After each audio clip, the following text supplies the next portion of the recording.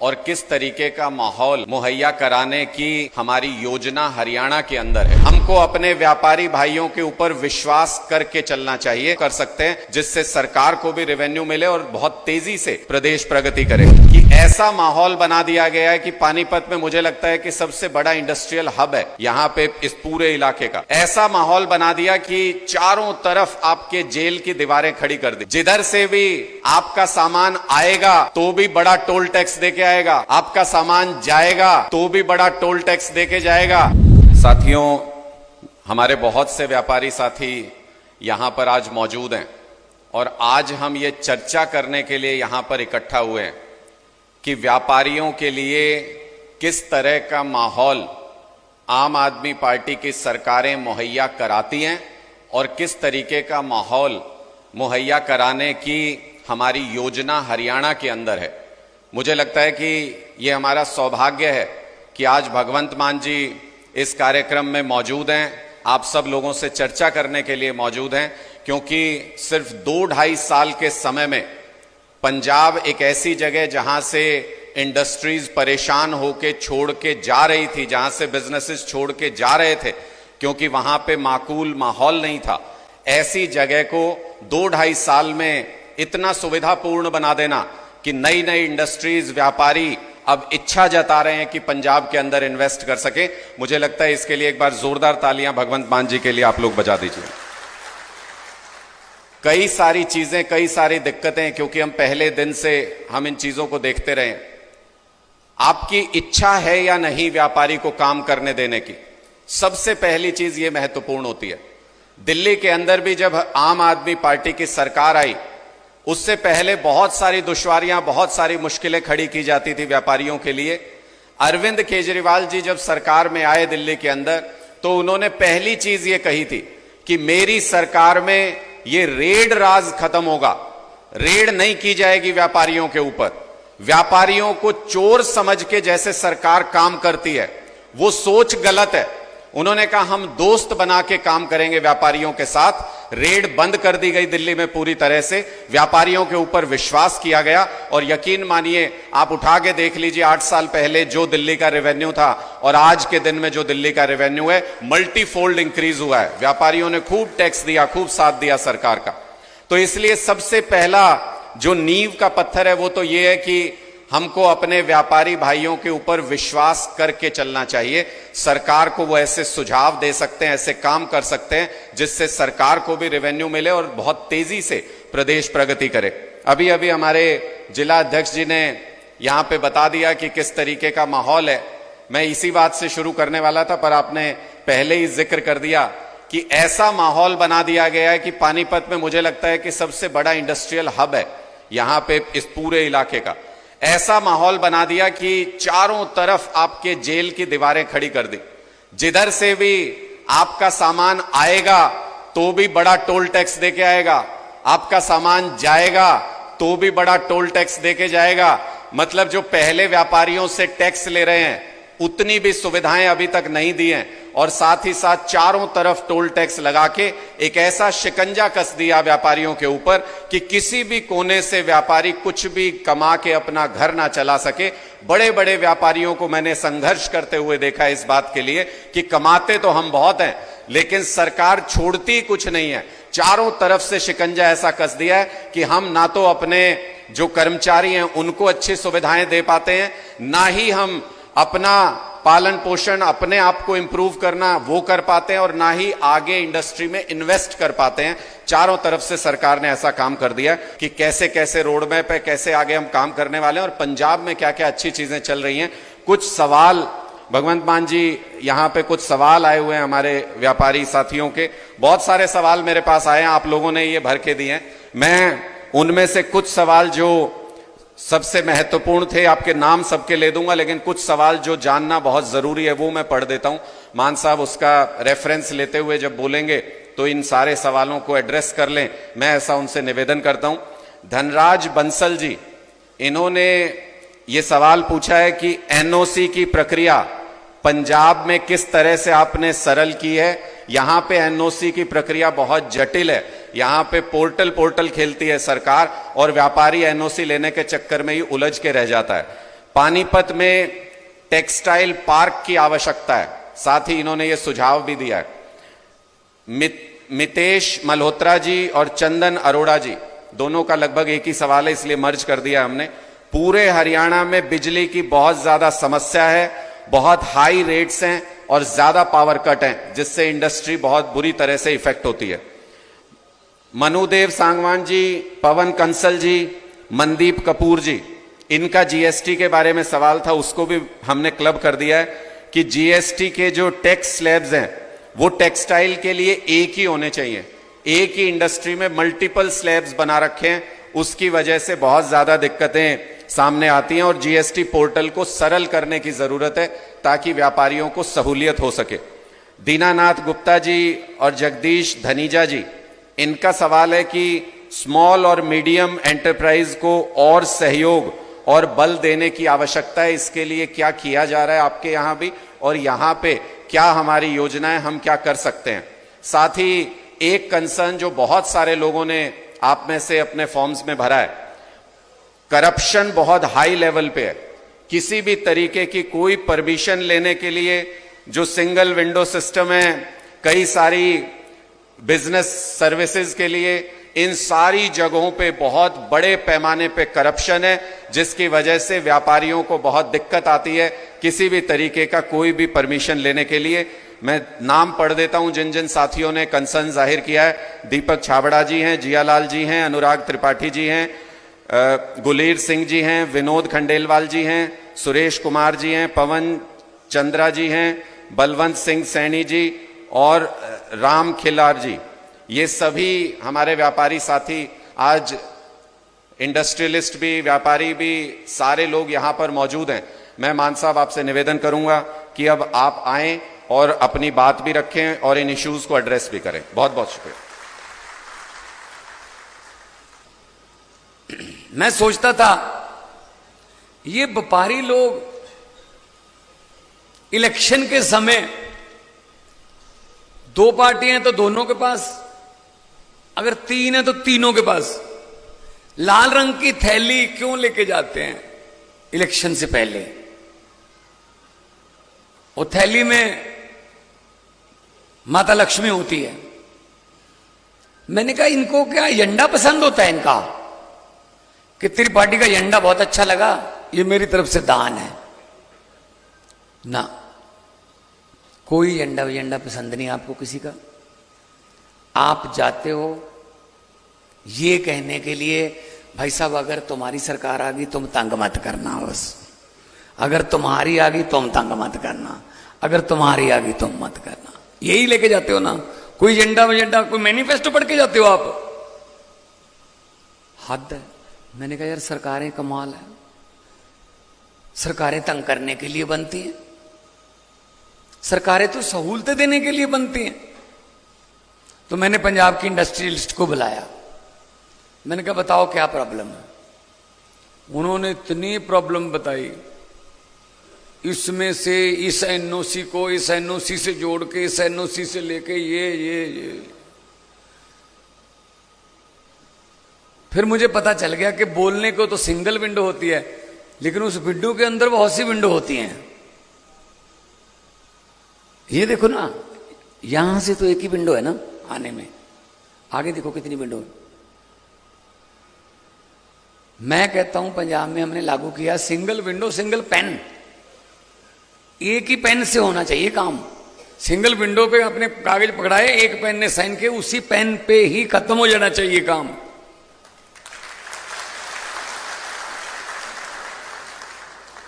तो हमने व्यापारियों को बुलाया, उन्होंने बहुत सी सुझाव दिए, पॉलिसी हमने अपनी उनके मुताबिक बनाई। आपके दोस्त होंगे पंजाब के व्यापारी,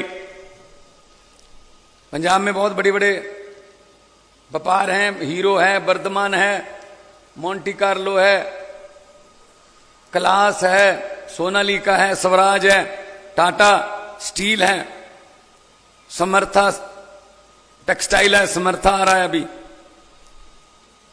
बर्बियो है, फ्रेडनबर्ग है, जर्मनी की कंपनी है, कारगिल है, गोदरेज है, हिंदुस्तान लीवर है। मेरे ख्याल में यहां के मुख्यमंत्री को इतनी कंपनियों के नाम नहीं पता होंगे। नाम से क्या लेना है, काम बताओ जी, बस बता जाओ, जो मर्जी आ जाओ बस।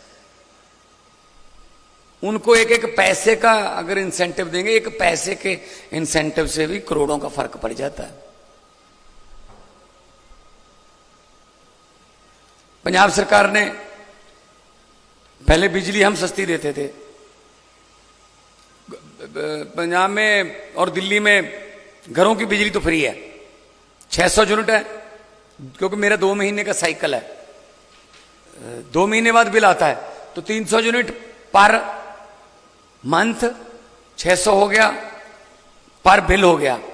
लेकिन उसमें कोई ये नहीं है हरा कार्ड है नीला कार्ड है, ना किसी का भी। आपके घर पे अगर 2 एसी लगे हुए हैं, लेकिन आपने इस तरीके से चलाया कि आपका 2 महीने का मीटर का जो रीडिंग है वो 600 यूनिट से कम है, आपको भी जीरो आएगा। फिर 90% पंजाब को जीरो बिल आता है, 90% पंजाब। और कब से आता है?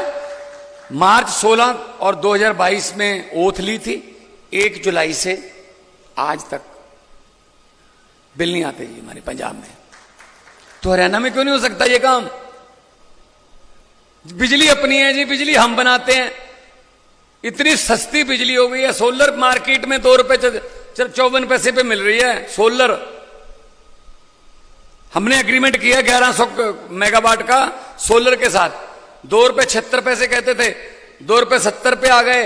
मैंने कहा मेरी मीटिंग करा दो, 256 पे आ गए। मैंने कहा 254 पे कर लो। कहते 2 पैसे से क्या फर्क पड़ेगा। मैंने कहा पहले साइन करो। जब साइन करे, मैंने कहा इन 2 पैसे से 450 करोड़ रुपया पर ईयर का फर्क पड़ेगा। 2 रुपए 54 पैसे ले रहे हैं हम सोलर। अभी हमने क्या किया, हमारे पास 5 थर्मल प्लांट है पंजाब में, 2 सरकार के थे, 3 प्राइवेट थे। हमने अपनी अक्टूबर 2015 से बंद पड़ी थी, अक्टूबर 2022 में झारखंड में हमारी कोल माइन है पचवाड़ा में, 30 लाख मीट्रिक टन कोयला एक साल में निकालते हैं। लेकिन सेंटर का एक रूल है कि वो कोयला सिर्फ तुम सरकारी थर्मल प्लांट में ही यूज कर सकते हो, प्राइवेट को नहीं दे सकते। अब प्राइवेट के साथ महंगे महंगे पीपीए, पावर परचेज एग्रीमेंट कर गए पुरानी सरकारों वाले। तो हमने कहा यार कम बड़ा पंगा हो गया यार, कोयला हमारे पास इतना है, लेकिन हमारे पास कोयला बरतने के लिए अपने थर्मल प्लांट। हमें पता चला जीवी के कंपनी का गोविंदवाल साहब वाला थर्मल प्लांट 540 मेगावाट का बिक रहा है, दिवालिया हो रहा है। हमने बिड किया, भाई साहब सरकार के साथ कौन बिड करेगा। जब हमने कहा कोयला हमारा है, हम कोयला इस्तेमाल करेंगे, ये कोयला कहां से लाएंगे, कौन बिड करेगा। प्राइवेट कोई आया ही नहीं। तो हमने 540 मेगावाट का थर्मल प्लांट खरीदा। भारत में पहली बार हुआ है कि सरकार ने किसी पब्लिक सेक्टर को खरीदा है प्राइवेट सेक्टर को। नहीं तो सरकारें बेचती हैं अपने दोस्तों को, घाटा दिखा के चलो पोर्ट बेच दो, एयरपोर्ट बेच दो, LIC बेच दो, जो मर्जी आता है बेच दो बेच दो बेच दो। 540 मेगावाट का खरीदा, कोयला हमारा है। अब हमारे पास 3 हो गए, कोयला हमारा है। 5.5 रुपए अभी हम दे रहे हैं इंडस्ट्री को, लेकिन उसका अभी आ गया हमारे पास, टेक ओवर कर लिया। मैं उस थर्मल प्लांट को, इंडस्ट्री को और सस्ती बिजली देने में इस्तेमाल करूंगा। कोयला हमारा है। आप 10 रुपए कह रहे हो, मैं हैरान हूं आप पे। 10 रुपए में आप कैसे चला रहे हो? मैं 5.5 से भी कम करने के बारे में सोचूंगा। अभी आने वाले दिनों में विधानसभा सेशन आ रहा है हमारा। 10 रुपए आप दे रहे हो और घर का बिजली का बिल दे रहे हो, तो ये आपके इधर भाई साहब दिल्ली है, इधर पंजाब है, थोड़ा उनसे पूछ लीजिए। दोनों तरफ पंजाब आम आदमी पार्टी की सरकार है। इधर वालों से दोस्ती है तो इधर वालों से पूछ लो, इधर वालों से दोस्ती है तो इधर वालों से पूछ लो। ये तो नहीं झूठ बोल रहा मैं। तो इनका हमने इंडस्ट्री के लिए बहुत सी छोटे दी। अब जैसे एक है अनयूटिलाइज्ड पावर, जो बिजली आपने यूज नहीं की उसका भी बिल आता है। मैंने कहा ये क्या है यार? कहते ही जितना इन्होंने किलोवाट लिया है अगर इन्होंने यूज नहीं किया तो इसको बिल आएगा। मैंने कहा यार जो यूज ही नहीं किया इनको क्यों बिल आएगा भाई? क्या पॉलिसियां बना रखी हैं यार आप लोगों ने? इसको ये व्यापारी को तंग करो। अच्छा फायर का, आज फायर की आपने क्लियरेंस ले ली, अगले साल फिर लो, उसके अगले साल फिर लो, बिल्डिंग वही है, कोई देखने नहीं आता कि फायर का कुछ चंकर है या नहीं, बस वही है कि हाँ भाई दे दो, हमारे पास आते रहो, आते जाते रहा करो, बस ये बनाया हुआ है बाबुओं ने, आते जाते रहा करो। तो हमने सीधे ही कर दिया। एक बार पंजाब में आप एक बार इंडस्ट्री के लिए फायर का ले लोगे, 3 साल आपको जरूरत नहीं है, 3 साल बाद बात करेंगे। एक और हमने कमाल का आइडिया निकाला है जो आपको पसंद आएगा। कार बनती है, कोई हमारा डिसीजन मेकिंग पेन आता है तो ये लागू करेंगे। दिल्ली में कर रहे हैं, पंजाब में कर चुके हैं। हमने स्टैम्प पेपर की कलर कोडिंग कर दी। स्टाम्प पेपर जो है ना उनके रंग बदल दिए। आपने, आप में से किसी ने, ये मेरे पास नाम पढ़ रहे हैं, बांसल साहब ने, धनराज बांसल जी ने राजपुरा में इंडस्ट्री लगानी है तो उनको पहले जमीन खरीदने की जरूरत नहीं है। वो जमीन पहले आइडेंटिफाई कर ले कि हाँ जी ये जमीन मैंने खरीदनी है और मुझे बेचने के लिए तैयार है बंदा, तो आपने रजिस्ट्री नहीं करवानी है।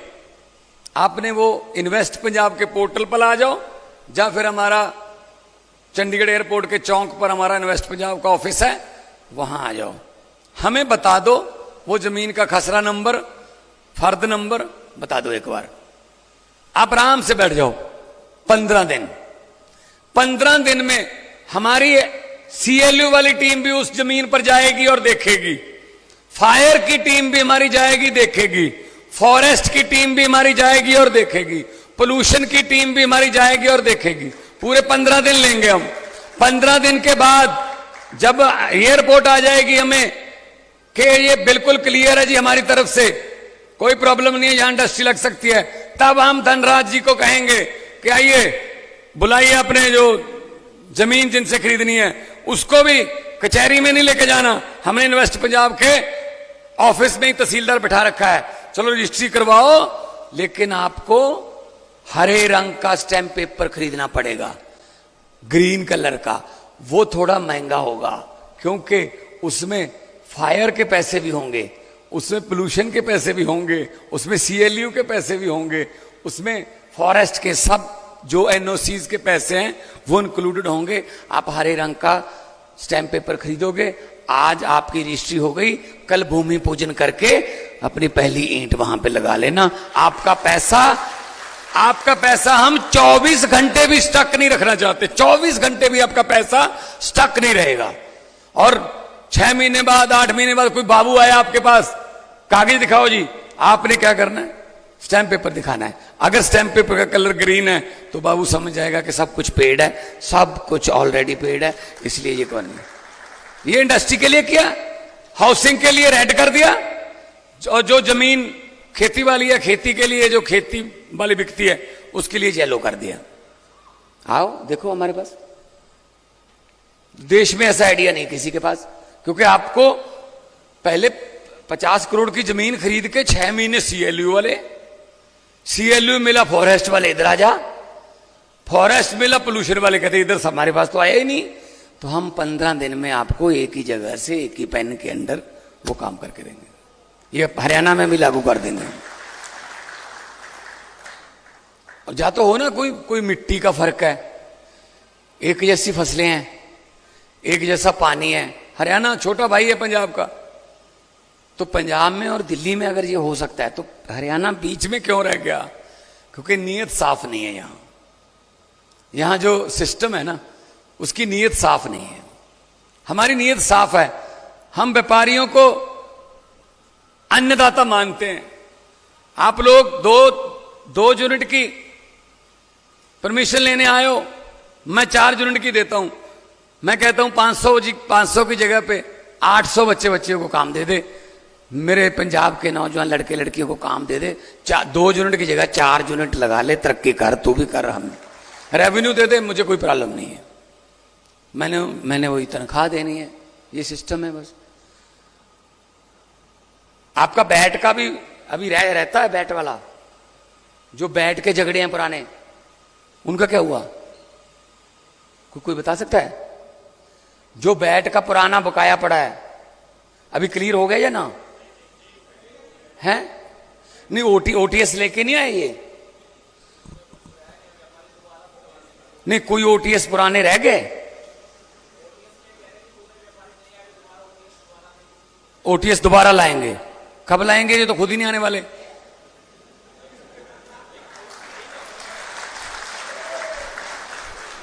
दोबारा लाएंगे।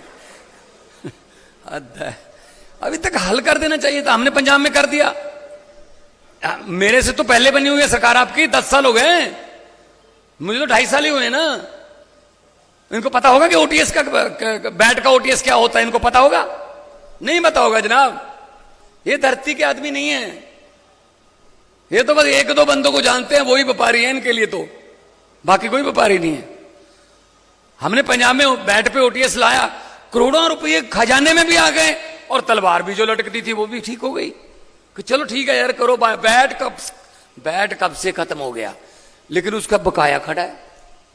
ओटीएस ला के जितने होता है व्यापारियों में करो यार। 1 लाख वाला कहता है जी 60,000 ले लो यार 60,000, 40,000 उसको माफ कर दो, फिर क्या होता है? 60,000 तो आएगा गवर्नमेंट के पास, वैसे भी तो पड़े है झगड़े में।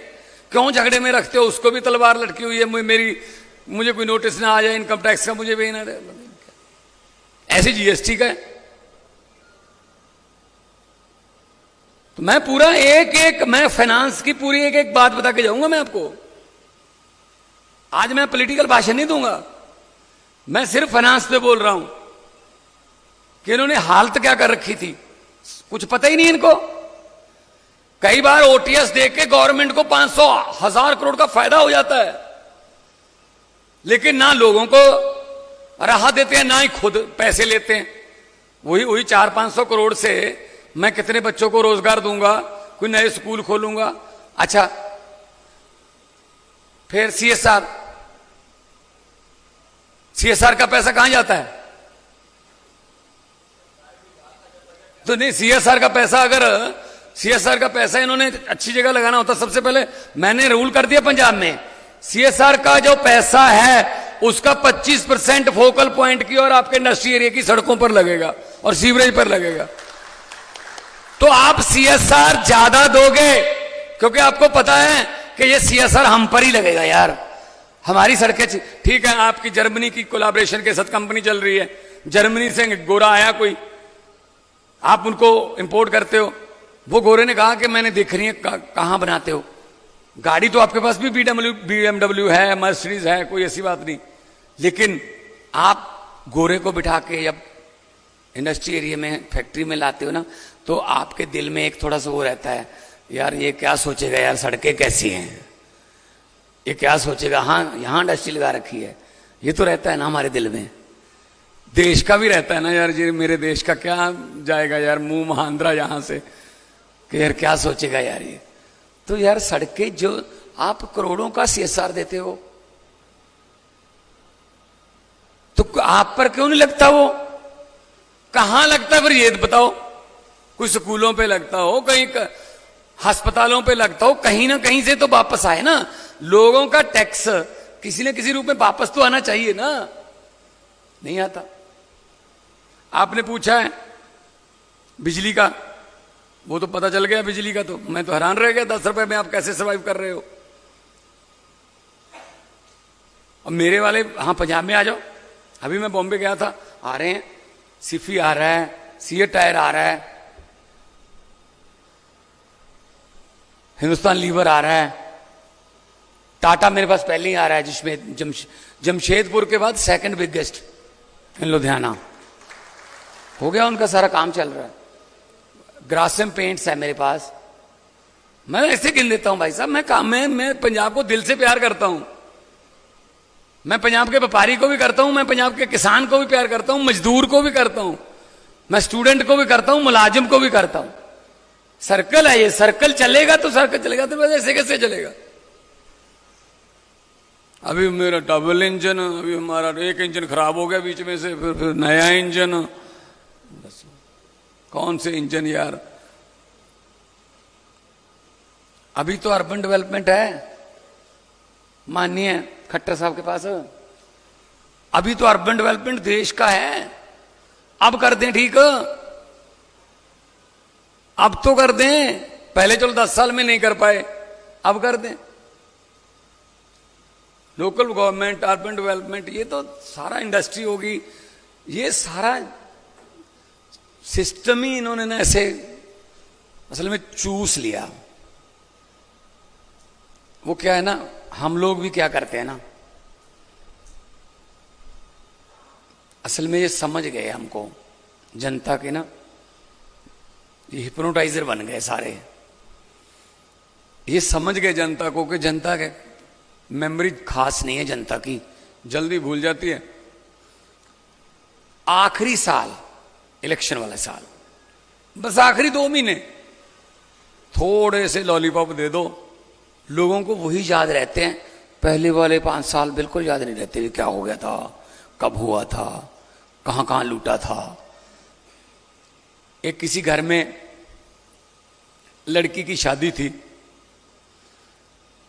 परिवार वाले अच्छे खासे अमीर थे, जिम्मेदार थे, शादी करेंगे धूमधाम से, इकलौती बेटी है, लाडली बेटी है, तो उसके लिए गहने, सोने के जेवरात, चांदी के बड़े बड़े सोफे, बड़े बड़े शैंडलियर, बड़े बड़े टीवी सेट, ये वो रख लिए। कल बारात आनी थी, आज शाम को डाकुओं को पता चल गया कि इस घर में माल है, वो ट्रक लेके आ गए, ट्रक बैक किया, सब सोफे साफे, सब बेड शेड जो भी थे, शैंडलियर, झूले, सोने के गहने, परिवार वालों को, लड़की के परिवार वालों को एक कमरे में बंद करके बाहर से कुंडी लगा के ट्रक में भर लिया। जब चलने लगे, अब ये सोचना अब कि हम कैसे इनके लॉलीपॉप में आ जाते हैं जो 2 महीने पहले करते हैं ना ये। जब चलने लगे डाकू, तो डाकुओं के सरदार ने कहा नहीं, पहले ये बताओ लड़की का परिवार किस कमरे में बंद है। उनका सरदार इस कमरे में बंद है, खोलो। उसकी कुंडी खोली गई, अंदर एक सहमा हुआ परिवार बैठा है। डाकुओं का सरदार अंदर गया और उसने कहा किस लड़की की शादी है। एक लड़की डरती डरती खड़ी हुई, जी मेरी शादी है। डाकू ने अपने जेब में हाथ डाला, 100 रुपए का नोट उसको एक देके और सिर पे हाथ रखा, बेटा आशीर्वाद आपको, जिंदगी मंगलमय हो, तंदुरुस्ती बनी रहे बेटा। चलो वो अपना लूट फूट के चले गए, ट्रक ले गए। अगले दिन पुलिस आई, भाई साहब लड़की वालों के परिवार में से एक भी बंदा, एक भी औरत, एक भी महिला उस परिवार में से डाकुओं के खिलाफ पुलिस के पास FIR लिखवाने को तैयार नहीं थी। कहते जी बंदे लूट के भाई ले गए जैसे मर्जी, लेकिन बंदे बड़े चंगे थे, 100 रुपया शगन दे गए। अब 1100 रुपया महंगा कर दिया सिलेंडर, मोदी जी ने 100 रुपया सस्ता कर दिया। कहते कमाल कर दी, मोदी जी ने 100 रुपया सस्ता कर दिया। और ये महंगा किसने किया था? महंगा 1000 रुपये किसने किया था? ये तो सोच लो। हमें याद ही 100 रहता है, आखिरी वाला जो शगन देके जाते हैं। ये सही बात है ना? ये हमारा, फिर रोते रहते हैं हम 5 साल। अच्छा, खास तौर पे पढ़े लिखे शहरों में वोटिंग होती है 50%, 52%। बड़ी मुश्किल से मुझे लगता है शहर में किसी में 55 से ज्यादा हो, क्योंकि हम लोग छुट्टी वाला दिन मानते हैं उसको, इलेक्शन वाले दिन को। उस दिन हम शिमले चले जाते हैं, 2-3 छुट्टियां इकट्ठी हो जाती है ना, उस दिन फिर हम शिमले चले जाते हैं, मनाली चले जाते हैं, और आके पूछते कौन जीत गया भाई? कहते फलां जीत गया, बड़ा माहौल, गंदा बंदा जीत गया। भाई साहब 5 साल गालियां दोगे तो उस दिन रहते ना, उस दिन वोटिंग में तो हिस्सा लेते। कोई और पसंद नहीं, नोटा दबा देते, लेकिन डेमोक्रेसी में तो हिस्सा लो। डेमोक्रेट हिस्सा डेमोक्रेसी में लेते नहीं, गालियां 5 साल देते हैं। फिर थोड़ा सा हमें भी सामाजिक जिम्मेदारी समझनी पड़ेगी कि अकेला सिर्फ हर चीज हम उन पर नहीं छोड़ सकते। वो तो फिर जब उनको मौका, पॉलिटिक्स में गंदे लोग, पॉलिटिक्स में बुरे लोग इसलिए नहीं कि बुरे लोग इसमें आते हैं, पॉलिटिक्स में बुरे लोग इसलिए ज्यादा हैं क्योंकि चंगे लोग, अच्छे लोग इसमें जाते नहीं। हमने क्या लेना है यार, छोड़ो यार, ये गंदी गेम है यार। क्या गंदी गेम है यार, कमाल है। हमने क्यों नहीं लेना भाई? फिर अगर भगत सिंह ये बोल देते उस समय कि हमने क्या लेना है, वो भी अच्छे परिवारों के थे, वो भी 90-90 साल की उम्र जी लेते, लेकिन उन्होंने कहा हमने लेना है, हमने अंग्रेजों से हिसाब लेना है और अपना देश लेना है। जिस उम्र में आज नौजवान अपने बाप से मोटरसाइकिल मांगता है ना, उस उम्र में 22-23 साल की उम्र में भगत सिंह मुल्क मांग रहे थे अंग्रेजों से। तो ये थोड़ा हमको भी थोड़ा जिम्मेवारी निभानी पड़ेगी। चंगे अच्छे लोगों को लेके आओ। मैं नहीं कहता कि इसको डालो इसको डालो, अच्छे लोगों को लेके आओ जो लगता हो कि हाँ अच्छे हैं यार। फिर अगर अच्छे लोग विधानसभा जाएंगे, अच्छे लोग पार्लियामेंट जाएंगे, तो फिर कानून भी अच्छे बनेंगे, कानून भी ऐसे बन के आएंगे। तो अगर गुंडे जाएंगे, जब पैसे लेके जो वोटें खरीदते हैं, वो कहते ठीक है, फिर जिस दिन आपने रेट बताया था हमने आपको दे दिया, अब आइए हम रेट बताएंगे अपने काम का। तो ऐसा चल, जो एक बार आपको खरीदेगा वो 5 साल आपको बेचेगा, ये भी तो है। सो आम आदमी पार्टी अरविंद केजरीवाल जी ने इसलिए बनाई है कि यार चंगे बंदे इकट्ठे करो, बाकी पार्टियों से भी आ जाएं कोई बात नहीं, लेकिन लोगों को एक ऑप्शन दो। ये दोनों तो आपस में मिल चुके हैं। अगर मैं आ गया तो मैं तुझे कुछ नहीं कहूंगा, अगर तू आ गया तो मुझे कुछ मत कहना। हमारा दोनों का चल रहा है, पब्लिक पिस रही है, जो चक्की के 2 पोड़ हैं, ऐसे जनता बीच में पिस रही है। जनता है दाने, जनता गेहूं है, ये चक्की के 2 पोड़ हैं, ये कांग्रेस और बीजेपी, ये पिस रही है जनता। तो जनता सोचती है ये चक्की तो बहुत ही यार गंदी चक्की है, ये तो पीस रही है, हमें चक्की पलटा देंगे इस बार। पलटा दिया, चलो ये हो गया जी, और क्या हो गया, नीचे वाला ऊपर वाला नीचे आ गया, ऊपर नीचे वाला चलो। जनता तो बीच में रह गई। चक्की को पलटा के देखना, जो दाने हैं बीच में उनकी स्थिति तो नहीं बदलती ना, पुड़ की स्थिति बदल जाती है। एक खड़ा होता है, नीचे वाला, ऊपर वाला चल रहा होता है, जनता पलट देती है तो ऊपर वाला चलने लगता है, खड़ा हो जाता है, नीचे वाला चलने लगता है। दाने तो बीच में रहते हैं, दाना मीन्स पब्लिक। सो ये जो आपके हैं मुझे समझ नहीं आती। छाबड़ा साहब, जियालाल जी, अनुराग त्रिपाठी साहब, ठीक है जी, गुलीर सिंह, विनोद खांडेलवाल साहब, सुरेश कुमार जी, पवन चंद्रा जी, बलवंत सिंह सैनी, राम खुल्लर जी, आपके बिल्कुल सही मसले हैं, लेकिन दिक्कत यह है कि 75 नहीं, अब तो 78 हो गए, 78 साल हो गए याद हुए। अमेरिका वाले मंगल ग्रह पर प्लाट काटने के बारे में सोच रहे हैं और हमारे सीवरेज के ढक्कन पूरे नहीं हुए अभी 78 साल में।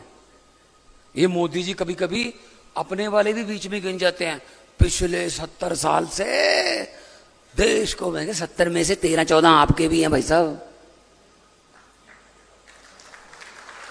वो अपने वाले भी गिन जाते हैं बीच में ही।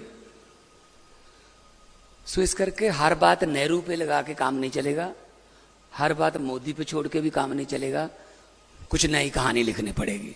दिल्ली में नई कहानी लिखी, पटड़ी आ गई। बैट की बात करता हूं, तब बैट था तो अरविंद केजरीवाल जी ने, मनीष सिसोदिया जी ने व्यापारियों को बुलाया, बोलिए क्या समस्या। 12.5% बैट था जी, आप तो देते रहे होंगे। तो कहा जी बैट कम कर दो। कितना कर दूं? बोले कम कर दो जितना मर्जी कर दो। 7% बैट कम कर दिया, 5.5% बैट रह गया। और साथ में ये कहा केजरीवाल साहब ने, अब कोई वो नहीं आएगा आपके पास, इंस्पेक्टर राज खत्म, कोई इंस्पेक्टर रेड मारने नहीं आएगा, बस ईमानदारी से टैक्स भर देना। 7% वैट माफ कर रहा हूं, क्योंकि IRS ऑफिसर है अरविंद केजरीवाल, इनकम टैक्स का कमिश्नर है, इंडियन रेवेन्यू सर्विस का कमिश्नर, उनकी पत्नी भी कमिश्नर है, उसको पता है पैसा किधर से आना है किधर से जाना है। आपके हरियाणा का ही है ना शिवानी का। सो दोस्तों 5.5% वैट कर दिया, 7% माफ कर दिया, अगले साल 2000 करोड़ की कलेक्शन बढ़ गई। देखो इस बात से। सो सरकारों का काम ये नहीं होना चाहिए सिर्फ टैक्स बढ़ाने से कलेक्शन बढ़ती है, कई बार टैक्स कम करने से भी कलेक्शन बढ़ती है। कई बार लोग रुके रहते हैं कि यार थोड़ा सस्तियां हो जाएं रजिस्ट्रियां तब करवा लेंगे, उतनी देर बयाने में ही रहते हैं। हम तो जमीनों से आए हुए हैं ना, हमें पता है बयाना क्या होता है ना, हमें पता है कि जमीन की रजिस्ट्री क्या होती है, कलेक्टर रेट क्या है, पैसे कितने देते हैं, कलेक्टर रेट कितना है, सब पता मुझे। लेकिन ये धीरे धीरे ठीक करना पड़ेगा। इंडस्ट्री को पॉलिसी के मुताबिक इंडस्ट्री को भी मतलब बचाना है, किसान को भी बचाना है, क्योंकि बहुत सी एग्रो इंडस्ट्री है वो किसान पर बेस्ड है। हमारा एग्रो है, स्टेट है दोनों, तो ये हमारी स्टेट को छत्तीसगढ़ की जमीनों से कैसे मैच कर सकते हैं। हर रोज मेरी उनके साथ कोई ना कोई पंगा हो रहता है वहां सेंटर में। अभी हाईवे निकाल रहे हैं, अब कहते हैं आप उड़ीसा वाले रेट दो, पंजाब वाले। मैंने कहा उड़ीसा की जमीन को हमारे साथ क्यों कंपेयर कर रहे हो? उड़ीसा की बेआबाद जमीन है, कोई कुछ होता ही नहीं वहां पे, कोई हमारी फर्टाइल जमीन है 1-1 इंच, आप हमें और रेट दो। आप ऐसे कैसे कर सकते हो? उड़ीसा की जमीन का इतना रेट है तो पंजाब में इतना क्यों? अभी हाईवे आप उड़ीसा में उधर निकाल लो हमें, लेकिन हमारे तो रेट दो ना, हमारे किसान का रेट दो, ठीक है ना। तो सरकार के पास लैंड पूल होना चाहिए, इतना भी महंगा ना हो कि इंडस्ट्री के लिए भी बहुत मुश्किल हो जाए। तो हमारे पास लैंड पूल है। मैं तो कहता हूं आज, वैसे तो मैं वोट के लिए कहता हूं आपको कि 5 अक्टूबर को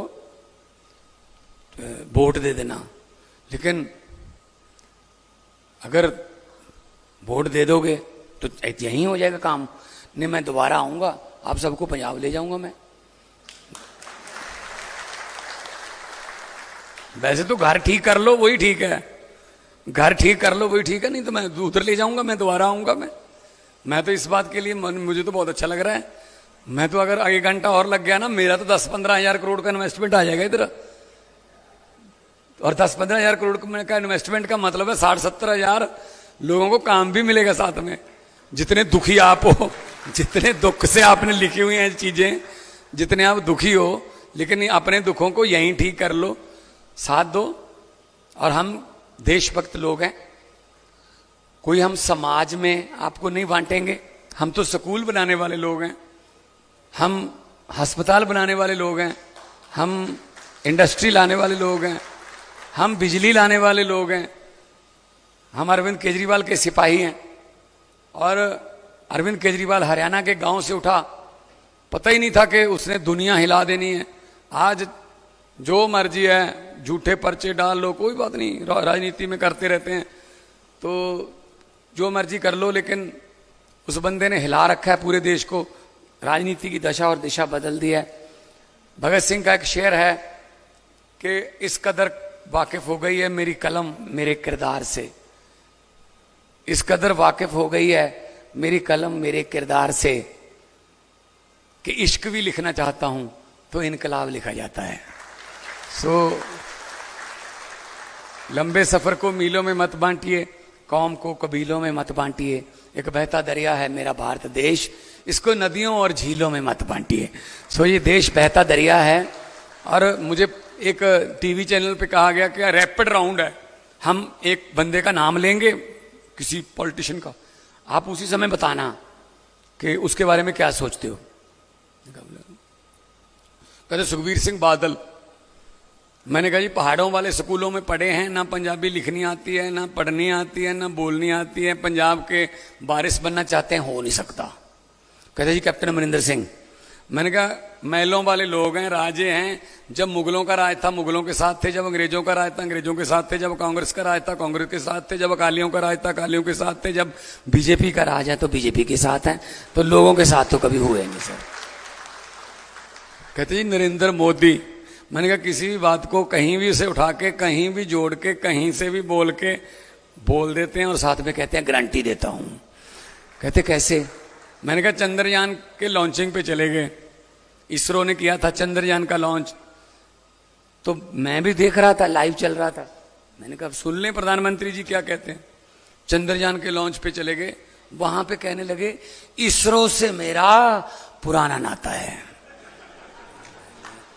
अपने माथे पे हाथ मारा, मैंने कहा 8वीं क्लास का सर्टिफिकेट नहीं मिल रहा,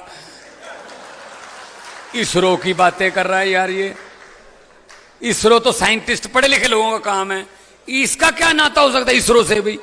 मैंने कहा जोड़ेगा तो सही, फिर कैसे जोड़ेगा? उसने कहा जब मैं स्कूल में पढ़ता था, 3री 4थी कक्षा में था बहनों भाइयों, मेरे हाथ तंग था पढ़ाई में, तो इसीलिए हर टीचर मुझे आके कहता था अब तू इसरो में बैठ, अब इसरो में, अब इसरो में, अब इसरो में, इसलिए इसरो से मेरा पुराना नाता है। ओ की बनू मुल्क दा ओए, मैं क्या ओए वो की बनू है देश दा, मैं क्या रब्बा बचा ला यार। ताड़ियां बज रही हैं जिवें तुसी बजा रही सी, ताड़ियां बजा रहे। फिर उन्होंने सब तो औखा सवाल पूछा, कहते भगवंत मान अपने बारे में मैं क्या बोलूं। फिर मैं क्या, जे मैं देखा अमला बल्ले तक कुछ नहीं मेरे पल्ले, जे मैं देखा अमला बल्ले तक कुछ नहीं मेरे पल्ले, जे मैं देखा लोकां दी रहमत बल्ले तब बल्ले बल्ले बल्ले। बहुत बहुत धन्यवाद, बहुत बहुत मेहरबानी, मिलते रहेंगे। लोगों को अक्सर कहते सुना है जिंदा रहे तो फिर मिलेंगे, लेकिन इस दिल ने कहा है मिलते रहे तो जिंदा रहेंगे। बहुत बहुत धन्यवाद, बहुत बहुत मेहरबानी।